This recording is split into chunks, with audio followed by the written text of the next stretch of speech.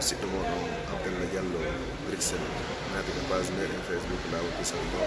salmingol ɗon fof ko bembinon ɗo ande so tawi haray hiɗon e jaam aɗa hannde inchallahu wonaka ƴewɗede meɗen laake aɗa inchallahu nini meɗen aɗer Addis Abeba aéroport maɓɓe ɗo inchallahu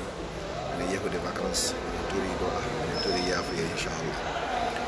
aray ko falte andintinde ka bimbi ɗo ɓawa waɗugol garçon aray inchallah aray no andirɗen no aray hitande meɗen nden enen julɓe ɓe naati ko hanki wonno ko aray mi torki subhanahu wa taala yo waɗanen hitande ponɓe e ɓantal e ɓuttu yalla ɓuttina julɓe ɓe fof kala kaɓe wawi wonde hoore aduna o sonnana kadi ɓiɓɓe lagine ɓe ya rabbal alamin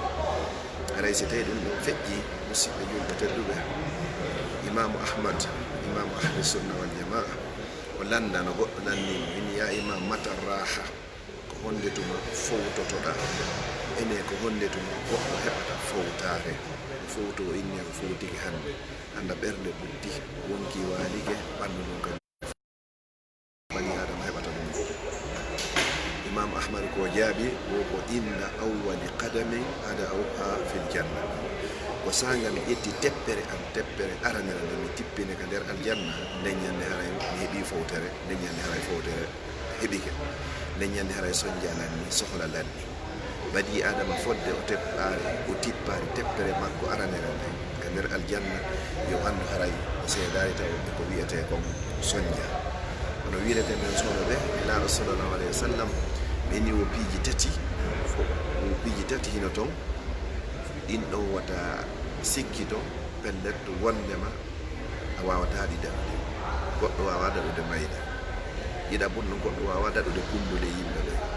tataɓum ɗum kadi goɗɗo wawa fowtade e hoore o aduna allah subhanahu wa taala ko daari walaqad halaqna al insana fi kabad en tagui bani adama on e nder ko wiyete ko haray wikku wakko joni noon ko ya wakkilo on wikku wakko mo wonɗa e waɗude ɗon inchallahu hara hiɗa waɗude mo kono hara koye hoore dewal allah heɓa soñdia hara koye hoore ko tawoyda janggo heɓa soñdia hara ko feewi no wuurira ko wurna moƴƴa heɓa soñdia hara ko fii no heɓiroya janggo moƴƴa heɓa soñdia hara ko fii ɓeygore ma ɓeygu ma e ɓiɓɓe ma e mawɓe ma e leñol ma e yimɓe ma e leydi ma e diina ma kala ko soñjiɗa fii ɗiɗo ɗum haray wona soñdia kono kala goɗɗo ko soñji hara hina fi ɗiɗo mi sikka haray moƴƴi laara hata fi duniya fowtare ala e hoore waɗa jonno yo allah dandu goɗɗo o ronkude fowtade kalnano ronko fowtoyade laakara haray moƴƴani musidɓe julɓe tedduɓe imamu ahmad ko wuuli ko wo fowtare heɓanike goɗɗo mo tuma nde waɗi teppere makko aranere nde ka nder aljanna joni noon aljanna on ko ga woni koko yaggante ga woni ko yaggante ko ga kadi woni ko o ɗaɓɓete haray inchallah mo ala juutinde dondi nelaɗo men sallallahu alayhi wa sallam mi toriki allah subhanahu wa taala nde hitande meɗen enen julɓe ɓen ɗo 1440 nde hande ko ɗiɗi haray ko wiyete kon jombente haray wakkiloɗen hoore yontigi eɓɓan alkamisaje ɗen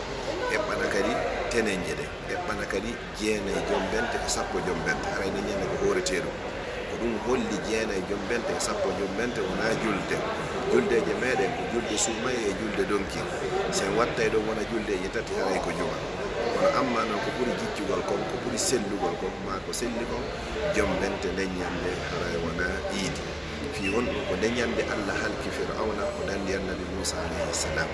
mawɓe meɗen men noon ɓe yiɗuno diina ha hakke ko ɓe welti ko fir'auna halka ndeññande kon ɓe welti kadi ko annabi moussa danda ndeññande kon ko l'islam o daɗi ko ɗon siyoto ndeññande hino loote ɓe inne ko mbiru jaam ko ndiyan kesa ko weltare nden kamɓe kadi hollugol ɓe participa e welo welo ko fir'auna halka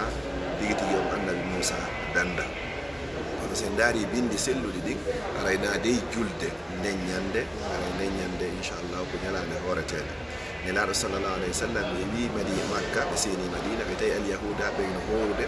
ñande sappo jombente hay ɓe landike ɓe ko fi honɗum ɓe inni ko nden ñalande ɗo allah halki fir'auna dandi annabi moussa alayhi salam nelaɗo sallallah alih sallam maaki nahno awla moussa minkum ko minen ɓuuri handude jeygol moussa e di onon ɓe inni min kadi mi hoori sappo ɓe inni somi woniti ha nde hitande arore inchallah mi hoora jeenayi mi hoora sappo kono ɓe hoorano sappo kono ɓay ɗum hari ɓe maaki ɗum holli aray ɗiɗi yo ɓe waɗayno no arayne kadi ko waɗɗi ko wakkila ko hawra jewbente jeenayi e sappo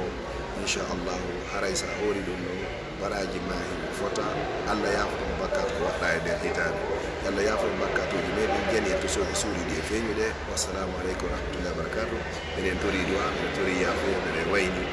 inchallahu haray en janggo so joni janggo jaaɓi assalamu aleykum wa rahmatullahi wa barakatuh ko wonno ko page meɗen Facebook lawol kisal ka aéroport Addis Abeba ɗo ko musidɗo moɗon Abdallah Diallo Bruxelles.